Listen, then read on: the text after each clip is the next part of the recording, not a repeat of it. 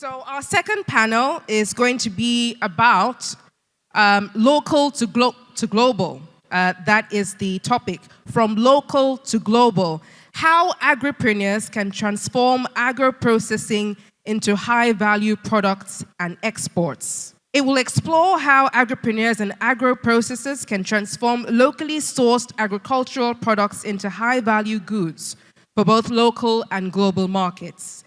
It will unpack strategies for improving product quality and value, scaling operations, and navigating structural and financial challenges. They would also be discussing how to meet trade and export requirements while strengthening Nigeria's local consumption economy. And our moderator for this panel, as I did with the first one, I will introduce the moderator and she will come up and introduce her speakers, so you will hear a different voice from mine. Her name is Funmilayo Ishola, the founder of Dehydrated Hub Agri-Food. Please make your way to the stage as I tell the room more about you. Funmilayo Ishola is a pioneering voice in Nigeria's agribusiness sector, dedicated to advancing food security through agro-processing. As founder of Dehydrated Hub, she has trained over 4,100 women in food preservation and value addition. A certified business development expert and circular economy advocate, she leverages her expertise to scale sustainable food and empower agricultural entrepreneurs across Africa. I hope that from this we'll be talking or maybe hearing a little more than just farming, because agriculture is more than sowing and tilling the land. And I think the value chain aspect, our conversations, discussions that we should be having more about, because there is also value there as well. And maybe it could be more attractive to young people and future agripreneurs. Mr. Shaw, you have the stage. Good afternoon, everyone.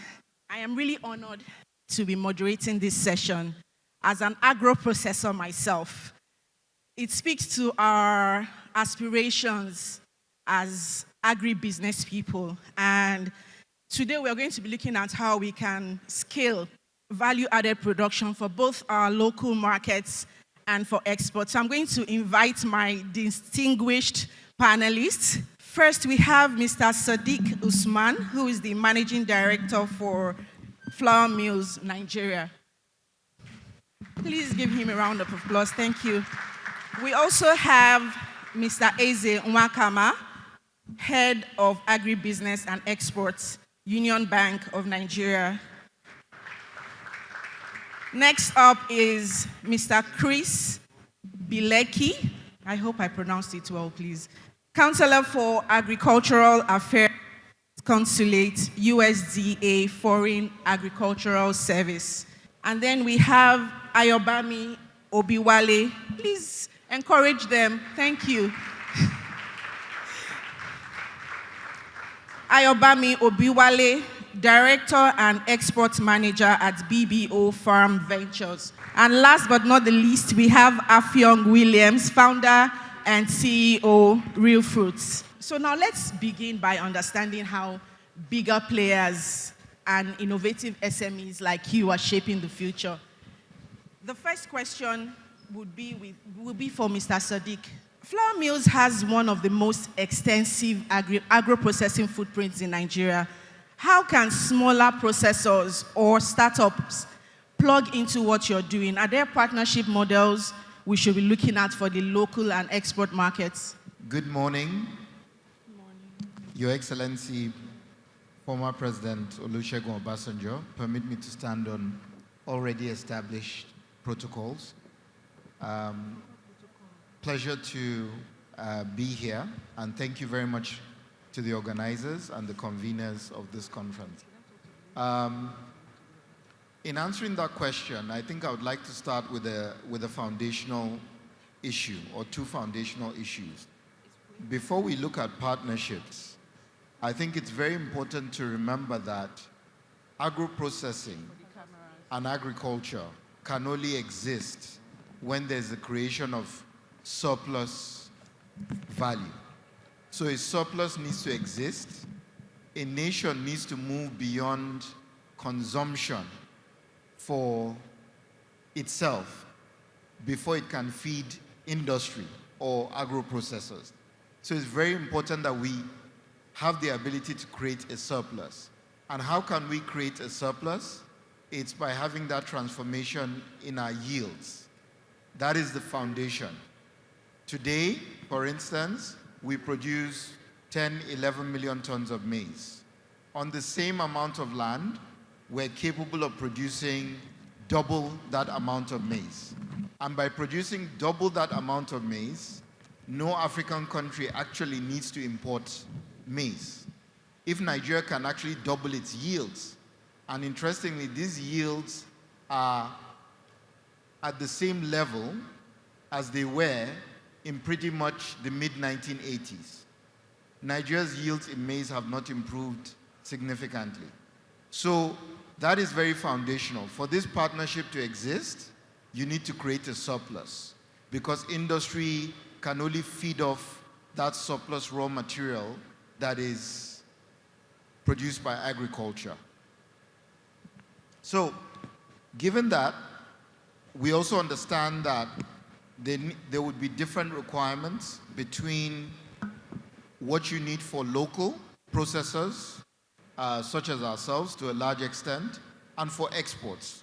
And I'm sure people like Afi can speak about that with real fruit in terms of certification and standards. The nuances in the local market, not that certifications or standards do not matter, but the circumstances or the nuances, I would say once again, of the local market are quite different. And you need to be mindful of seasonality, trends, urbanization, market dynamics, and other issues which we can go into detail for. So now, having taken those foundational issues into account, in terms of the opportunities for partnerships, building on yield transformation that I talked about, the opportunities exist obviously all along the value chain. Whether it is for us, taking the example of FMN, and working with directly through outgrower relationships or contract farming relationships, or through working with small aggregators, or the larger aggregators, some of whom I've seen in the room, which we buy today. Given our level of requirements, say at FMN, as far as I'm aware, say for instance, we're the single largest buyers of maize in Nigeria today. We're the single largest buyers of soybean. We're the single largest buyers of sorghum. When wheat is available, we're single largest buyers of it. So we, for instance, cannot afford to deal with just one of those channels that I've talked about. Direct contracting. For instance, if we do direct contracting, at current yields in Nigeria, we will probably need 100,000 people producing maize for us alone to be able to satisfy our requirements. And that's not practical for us to do. So we have to work through a variety of channels, and these are the channels that I've spoken about, whether it's the smallholder, direct contracting, the small aggregators, or the larger relationships. Now, ultimately, it starts with a clear assessment, I feel, of your competency, particularly as someone that's new to agro-processing. We've been there. This is our 65th year of existence. And we always try, in everything that we do, we always try and strike that balance between our value and our competency. And I think Farmer Samson, in the last session, I overheard him explaining this quite a bit of detail, particularly in the way he answered his last question. So it's very important to understand that trade-off between value, where you can get value, where you are capable of getting value, and where your competency lies. We as FMN would love to do everything, but we're not competent to do everything. There's value on the table in every aspect of the value chain, but we know we cannot extract value all through the value chain. So that is valid enough for us as a big player as much as it is for an agro-processor. Thank you. Mr. Sadiq. I got three things from there. Surplus. There has to be surplus, first of all. If there's no surplus, then what are we preserving? And then you spoke about the current yields. That's really quite shocking data, because it's low. And I think that's an opportunity for people to go into maize production, really, where you know that you have off-takers who will take that maize from you. And then the value chain of the aggregator. I mean, being a farmer doesn't mean you have to be on the farm primarily. You can be an aggregator, a marketer, a distributor, or an aggregator. So that's another opportunity for people to look at if they're considering going into the value chain. So for my second question, it will be to Afyong Williams. Real Fruit is widely respected as one of Nigeria's top export brands. But I imagine it wasn't always rosy. So please tell us, what key investment or shift made the biggest difference in getting your products export ready? Good afternoon, everyone. It's a pleasure to be here, and permit me to also stand on existing protocols. To answer the question, just as a brief background, Real Fruit is a 13-year-old company that brought dried fruit into Nigeria as a snack. So we had a lot of challenges, including creating a local market, but the goal was always to export, to sell made in Nigeria across the world and prove that we can do that. And I'm really, really pleased to say that 13 years later, we've actually proven that and are probably better than most players in other markets. So, exporting had always been a dream from day one, but something we couldn't realize till, I think similar to what Sadiq said, we were able to produce enough capacity to export. And I think we over time tried as much as possible to find where we could have a niche to export at whatever stage we were. So I think in our third or fourth year of business, we were exporting through suitcases, people ordering cartons, and that's all we had. And we were able to grow that as much as possible. We were able to also export via air freight when we were increasing our capacity, which takes you up to a point where it doesn't make economic sense to do anymore. And now that we have scale, we're able to export by sea to different markets in the world. I think the big shifts for us, I think the first big shift is actually just understanding the market. I wouldn't repeat that because it was very well detailed in our first panel. Knowing the business and knowing the market cannot be overestimated. Sometimes I'll hear people say, certifications keep you from exporting, which is completely not true. There's some countries and customers where you don't even need a NAFDAC document to export your product, and you can send a container to a different country. So it's all about understanding and learning your markets. Understanding customers in international markets, they are very different and they act differently at different stages. Understanding what it takes to be globally competitive, things like your packaging. For us, that was one thing that sold us even in the early days. People would be attracted by the quality of our packaging and they wanted to have our products on the shelf. And then, the other big shift is really scaling, understanding what it takes to sell to the export market. Now, by the time you want to go beyond being a smaller player, you need to have a particular amount of scale to enter into contracts with buyers to be attractive to international buyers so that they will, basically be able to buy from you on an ongoing basis. And that's something a lot of people need to learn the dynamics of and understand properly. So I encourage people to look at where they are at any stage in their business, on their agribusiness, and look at what export opportunities are available to them. Some may be regional, some may be especially as Nigerians and with our really broad diaspora. I would say in our early days, it was a lot of Nigerians abroad who were buying our products and reselling, and that helped with our growth. And, again, looking at the long-term goal of export, how you basically build the scale to be able to reach larger buyers and, engage larger contracts. That's amazing. I mean, you talked about capacity. Very important, because how do you fill a container with fruits if you don't have the machines to do that? Capacity is important. Understanding your market, which is even comes first. It's important that we understand our market. I mean, that next customer may be in Ghana and not Canada, so you need to be very you need to think more. Thank you. Go to Mr. Eze Wakama. Many of us have tried, we have tried to scale without getting the finance part right. Experience some financial mistakes small agro-processors make when trying to scale toward export readiness. What are some financial mistakes that small agro-processors make? Good afternoon, ladies and gentlemen. Good afternoon, His Excellency, former President Olusegun Obasanjo, and the EU representative. And to everybody here present, it's really a pleasure talking to all of you.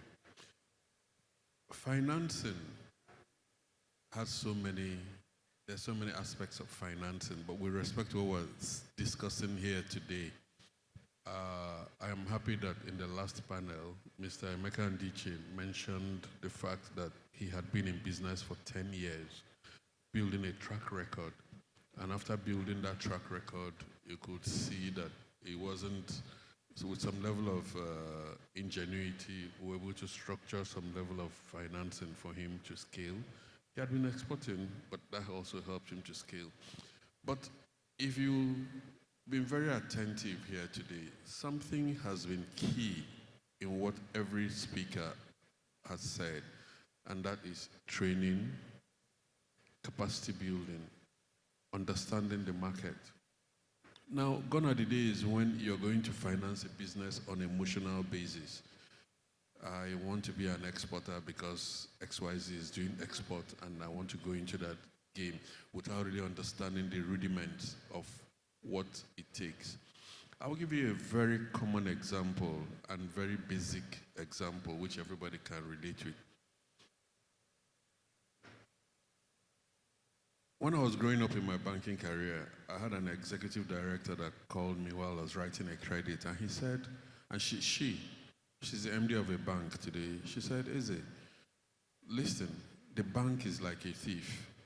No thief goes anywhere without knowing 3 ways to escape from that place.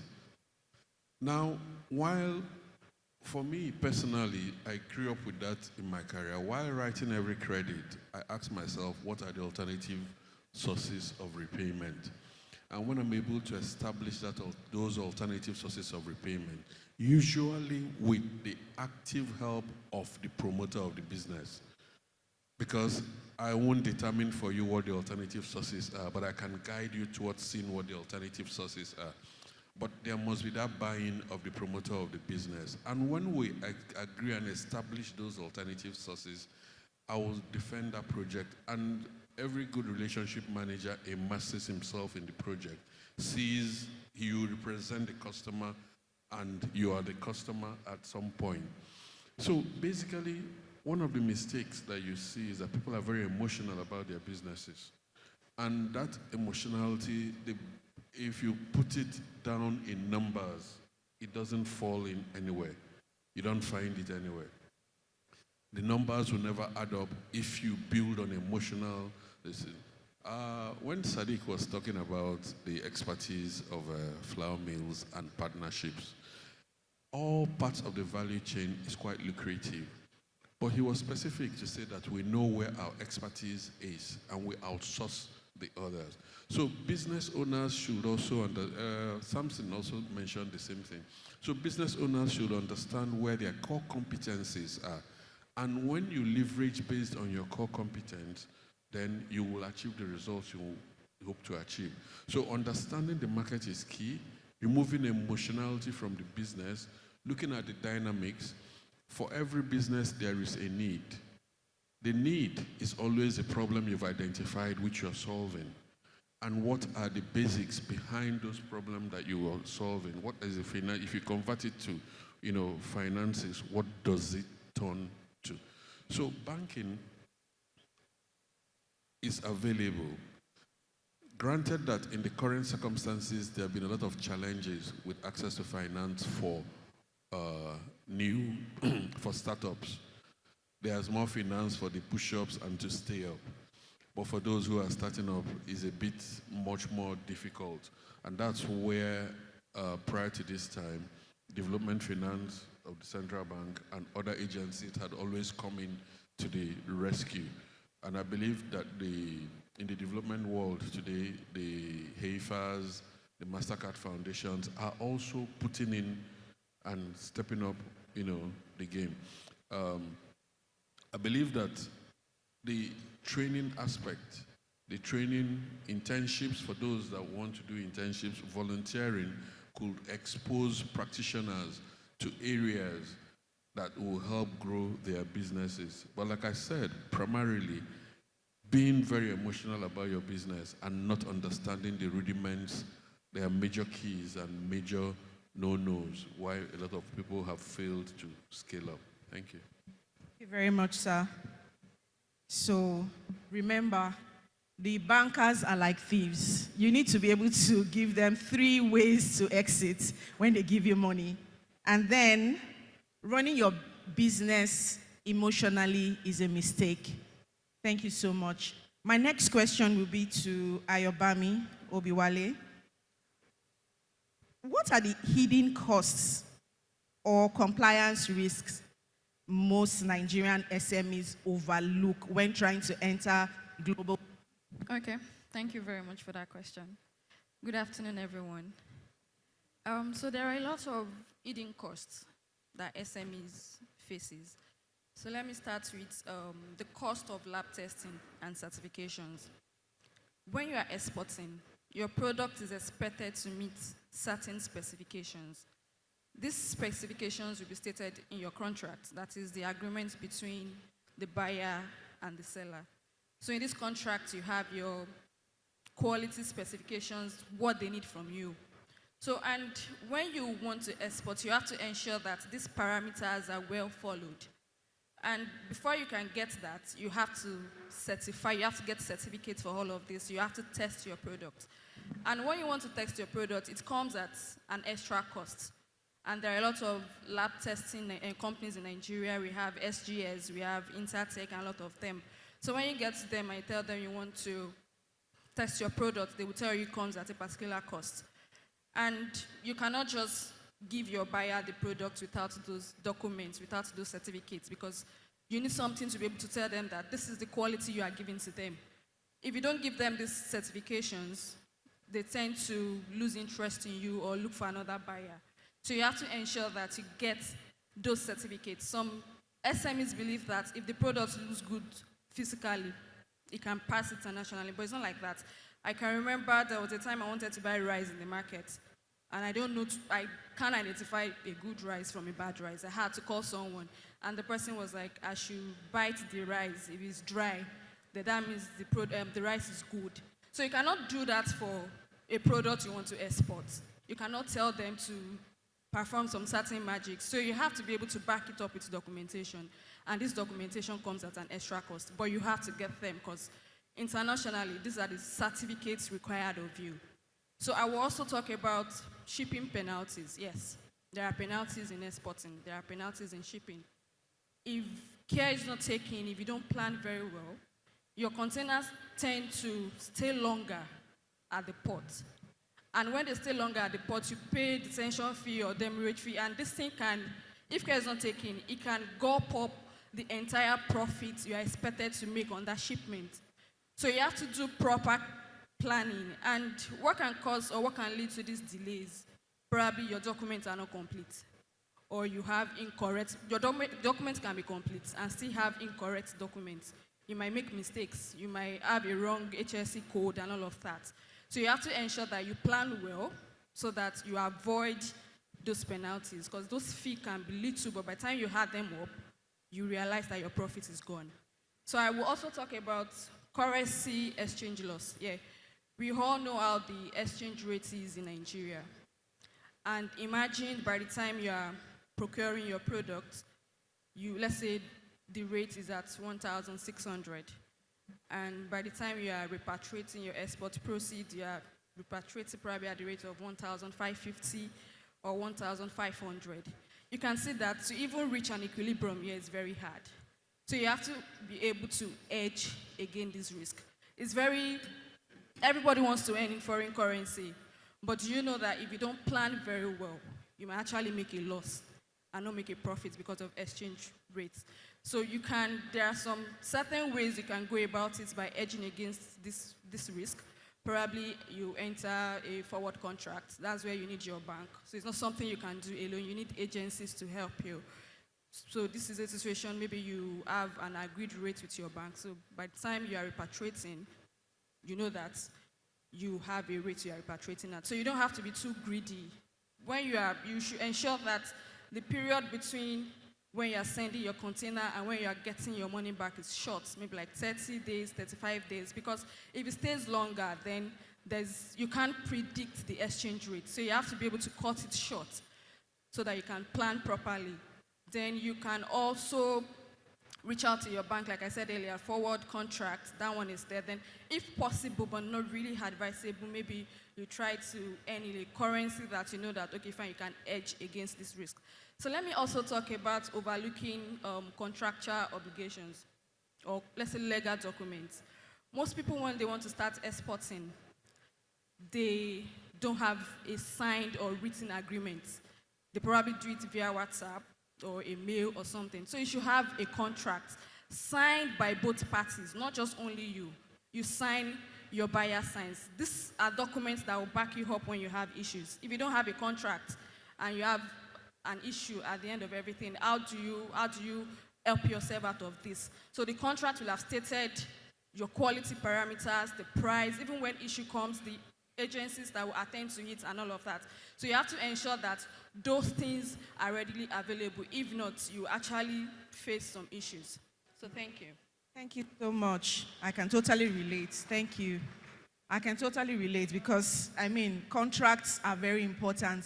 You should make friends with a lawyer if you haven't made friends with one, so that they can help you understand those contracts and you don't get yourself into trouble. We should also be aware of the forex rates. Just last week, we had it go like a yo-yo. So, yes, thank you so much. And then lab testing. You cannot just assume that that product is as dry as it should be. There are tools, laboratories that we can go to ensure that we're actually meeting standards, because the reason why we're not meeting standards in the first place, why we're not exporting as much in the first place is because we're not meeting standards as we should. Thank you so much. So my next question will be to, again, Mr. Sadiq. I think you did touch on this, but I would ask again. It kind of goes further. What investments or initiatives are you pursuing to serve Nigeria's local processing needs and growing consumer markets more effectively? Wow. It's a simple but a very tough question. That's what we do. I think our motto is feeding and nourishing lives every day. That's what we've been doing for 65 years. But in particular, I think, particularly I would say in the last 25, 30 years, we've had a tremendous amount of focus on local content. And it's interesting, maybe that's one of the things with being old and around for a very long time. Everything seems new, but everything stays the same at the same time. So just reflecting on all that's happening now with the currency and this, we've seen it all before. We've seen various iterations of this, and we took a decision. In fact, it all started from the late 70s, I think, when Baba was first in power, when we acquired our first farm, which we still have today in Niger State, Kaboji Farms, 10,000 hectares. And we acquired it principally because we just wanted to understand what it takes to farm in Nigeria and what it takes to produce food in Nigeria. And we learned a lot of lessons, some good, many not so good. And going back to my first point, we learned a lot about our competency, our farming, the issues with farming in Nigeria. But since then, we've evolved tremendously from a milling company, as our name implies, into a lot more diversified products. But local content is increasingly, and has always been, I would say for the last 25 years, at the heart of what we do. That diversification has led us, particularly in the agro vertical, which I have the pleasure of leading, into investments in fertilizer blending, which through our Golden Fertilizer brand, into investments in animal nutrition, so fish feed and poultry feed through our Top Feeds brand, because we realize that ultimately you need to provide that critical raw material for which agro-processors can rely on, whether it's you having a poultry farm or whether it's input for your factory or input for your farm. It's also led us into diversification, and that's where, going back to my previous answer about understanding that nexus between value and capability in things like sugar, where we've made direct investments. We have a sugar plantation, for instance, a 21,000 hectare sugar plantation in Niger State as well, which we are farming and developing and milling sugar and refining sugar ourselves.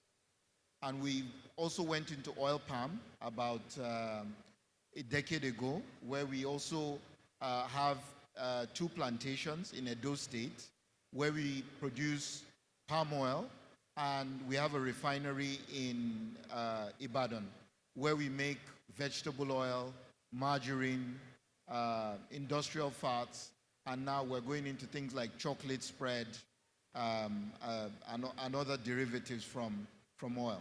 So all of these things require local content raw material, and I don't want to keep on repeating my answers, but what we've realized in that is our sustainability relies on having surplus. And perhaps in ending, maybe I can use an example of a value chain that we've been in for about 14 years as well, and we've not been as successful, in my view, which interestingly Baba also, is very familiar with, which is cassava. We went into the cassava value chain for strategic reasons, because the government came out with a policy about cassava inclusion into bread flour. And we've learned an important lesson over the last decade and a bit, which is you can only compete or get into a value chain and be sustainable in that value chain if you are not trying to compete with people that are using that same raw material for subsistence. So Nigeria produces the largest amount of cassava in the world, right? 60, 65 million tons, 70 million tons, depending on whose statistics you believe. But if you look at our value add relative to Thailand, it is about 30, 40% in Thailand. It's less than 2% value add in Nigeria, and growing these days. And I'll come to why it's growing. But we learned an important lesson. And maybe let me start with the end before I come to the lesson we've learned. Any person now who comes to me and says they want to do something with cassava in Nigeria, maybe it's controversial what I'm about to say, I would be very hesitant in encouraging them to do something in the Southwest, for instance. Why? Because you are competing with your customers. Gari appears to be an inelastic product. There are many people, for those economists, you understand what I mean. Gari is more expensive than rice, right? Those who consume gari irrespective of the price of gari, it seems. So if you are in that value chain and you are trying to produce, whether it is starch, whether it is HQCF, whether it is sorbitol, and you are trying to compete with someone that is producing gari in the back of their farm using low-scale technology, it's very difficult to compete. But as you are seeing increasingly with people setting up ethanol businesses now in Nigeria, where do they go? They go to the middle belt because they don't quite produce enough as much gari as the Southwest, but they don't consume it as much as the Southwest. So your consumer, and that speaks to my point about surplus. And we with time have realized that because we went into the business of HQCF as mandated by government, but we struggled to compete with even getting enough gari supplies to power a factory, believe it or not, because you're competing with that gari consumer. And that's one of the reasons why we went into gari production as well, because we also wanted to provide an alternative to that low-scale gari producer, which is about hygiene, because some people want hygiene, brand, traceability, right? And they want to consume a gari. That's one of the reasons why I went into gari.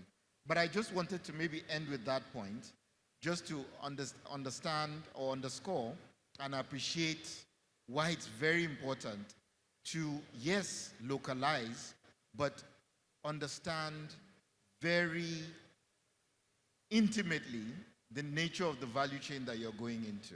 Thank you very much. Thank you so much, sir. Thank you.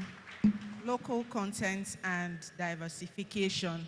I mean, we grew up seeing flour mills and buying, eating all of those foods. And it's so interesting to see how you have diversified, to cassava, palm oil, and all of that. And it speaks to what His Excellency said earlier when he says, start up, climb up, and stay up. So to stay up, we need to diversify. Thank you. So my next question.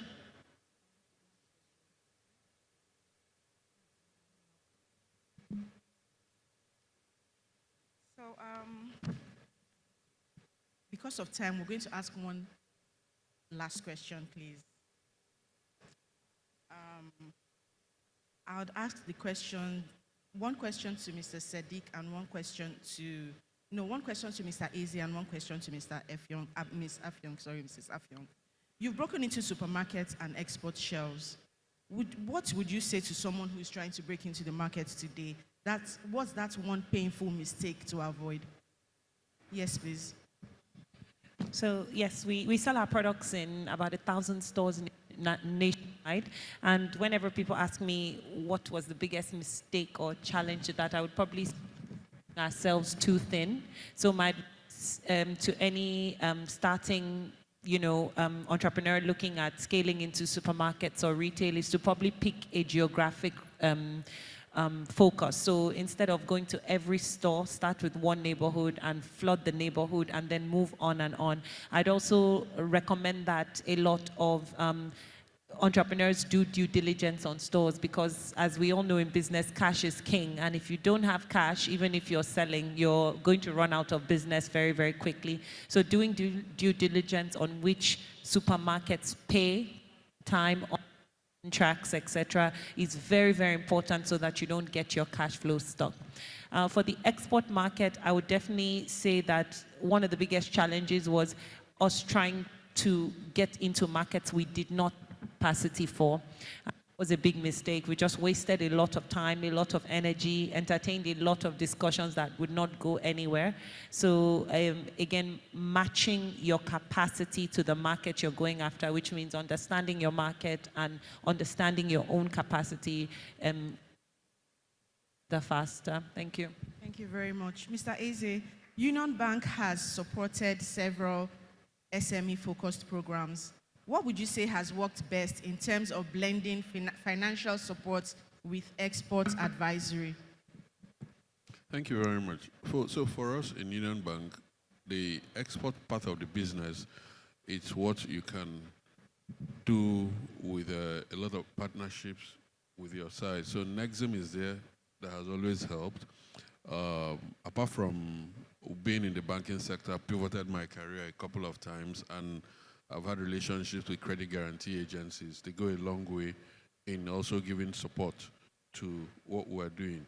But essentially, every bank today helps exporters for the sheer purpose of helping them bring in the much needed foreign exchange which they earn back into the country, repatriation, that also helps improve the economy of Nigeria. So essentially, everything that helps in terms of the enablers, the development finance institutions, the agencies that do partnerships for training, capacity building, mentorship initiatives, all of them come together because the expertise we have in finance does not include the expertise in training and building the capacity of the trainer. So we'll work with everybody to make sure that we achieve the results we want to achieve. Thank you. Thank you very much. We have 5 minutes for questions. If there are any questions, please.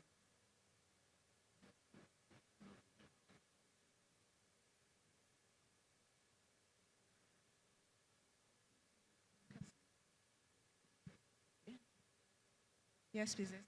And over there. One question. Please come forward.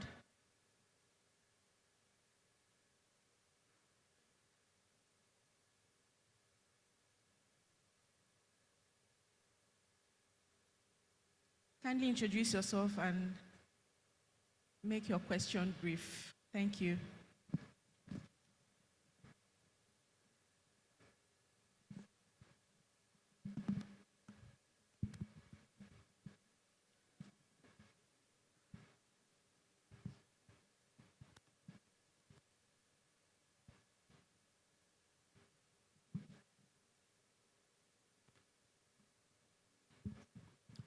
Hello, good morning, everyone. So I'm Oluwatimilei Onosanya, and my question is directed to Mr. Eze Nwakama. I'm sorry if I got the name wrong, but you said something about bank always needing to have like 3 ways to escape before they can offer loans or something like that. So I want to ask, for a average Nigerian farmer who wants to get a loan to start up, can you just break it down and let me know the 3 ideal ways to escape that he could have or you could suggest to him, or that a bank would try to look out for, because he's a farmer, he doesn't really have much. So what are the 3 ways you could suggest? Okay, thank you. To take you quickly, because we are short of time, the average Nigerian farmer, let's take you as example that you're the average Nigerian farmer. I wouldn't expect that you will come alone and say, I want a loan of XYZ amount to do what I want to do. You actually will not definitely have the financials, you will not have the collateral to meet up this demand. But if you form yourself into a cooperative, a group of collectives, people who are together, then we'll come and see the area where you operate. We'll understand the land tenure system within that area. And we'll also get the leadership of the community where you are involved. Then we'll have seen our ways of escape. And then we can afford to give you money. If the ballet of where you're farming, because land is somewhere, somebody owns the land, and within that locality, people should know that you're operating in that locality. We can work with the community and get to identify you, knowing that you're not going to run away. Farmer is a farmer, if you're a real farmer. So those are the ways we're talking about. We'll also look at, if you want to plant maize today, I don't expect you to go and use grain to plant. We'll work with seed producers. There's Premier Seeds that produces seed. Flour mills, you have the seed production. Things that will make sure that the kind of yield we expect to repay your loan will happen. We'll work with fertilizer suppliers to supply you fertilizer. So the money might not come to you as physical cash, it will come to you as input, and then at the end of the day, when you harvest, there's a buyer who is waiting. A lot of buyers who are here today, they will offtake, and from that offtake, our repayment has come. So that's the simple example I was giving. Thank you. Thank you so much to my distinguished... Oh, there's another question. Okay. Good morning. My name is Sani Yusuf Adamu. I am coming from Jigawa State, but born in Kano. My question goes directly to Mr. Sadiq, because during his presentation, he talked about the yield. We can barely hear you, please. Okay, my question is directed to Mr. Sadiq because while he is making his presentation, he is referring to the yield from the farmers that are producing the raw materials. And I believe for someone that is coming from the core north, seeing how the palm is and how the farmers are farming their land, you know that someone with a very vast land having little yield from the very vast resources he has, definitely there is a very wide gap. A gap of utilizing appropriate seed, knowing how to utilize his land, the raw material the land needs so that he will have maximum yield. So the gap can be filled by capacity building for farmers. And I want to ask the companies like him with so much interest in improving this yield, how can organizations like his and other organizations fill this gap? Thank you.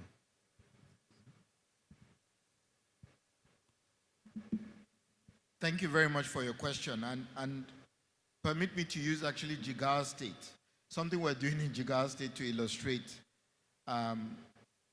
So we started about 5 years ago, a wheat program with Jigawa State. Subsequently, the Jigawa State government has come on board for the last 2 years. This year, I'm pleased to say that we did 10,000 hectares of wheat in Jigawa State. Our own program, funded 50-50 by us and Jigawa State government. But we run the program, we provide all the inputs to the farmers and this. And I'm pleased to say that consistently, at least for the second year, we've got our average yield for the farmers to break 3 tons a hectare, which if you know what wheat has done historically in Nigeria, that's a big breakthrough. And what is even more pleasing to me is a lot of the farmers are consistently getting above 4.5 tons a hectare. And the best performing farmers, I can tell you, interestingly, are the women farmers, the few women farmers that we have, who are more attuned to listening to the instructions, the teaching, the guidance, the capacity building, and they tend to get tons of yields of above 6 tons a hectare, which even in the best wheat growing countries in the world, that is a fantastic yield. So what have we learned from that experience?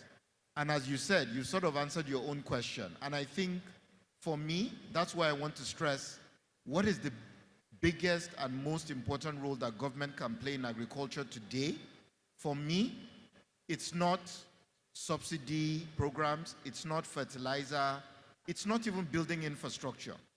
The most important thing it can do today, given its little resources, is to invest in building capacity of extension. If we can have 1,000 extension people that are trained in the next 2 years in every state of the Federation, I know what it's going to do for the yields. Like every child, right? A 5-year-old child is a mixture of 2 things: genetics and nutrition, right? Every child is a mixture of genetics and nutrition. What is genetics in agriculture, in farming? It is your seed. That determines 50% of your yield, typically, depending on the crop. What is the nutrition? It is your fertilizer, your inputs, your other inputs. That's what determines that. But who nurtures it? It is the mother, right? So, but who is the most important person in that equation? It's the mother. Because without the mother, even if you had the genetics or you have the nutrition, you don't have the vessel. And for me, I have seen what's possible in Jigawa State, and I believe that the biggest bang that government can get for its buck is investing in extension. The last time we invested in extension, I think, was after structural adjustment in the late 80s with the World Bank. I forget the name of the program. A lot of those extension people that were highly trained are coming to the end of their working careers, or have come to the end of their working careers. But I think many farmers in Nigeria are still doing farming practices of 20, 30 years ago. And if only they could be exposed to farming practices of today, they can transform their yields tremendously. Thank you very much.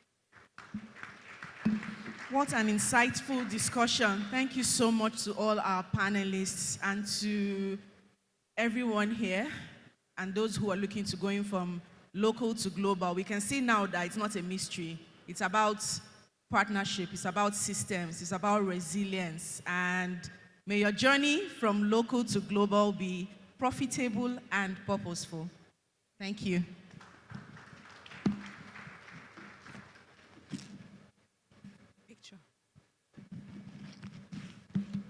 Thank you. Another round of applause again, please, for Mr. Sadiq Usman, Mr. Eze Nwakama,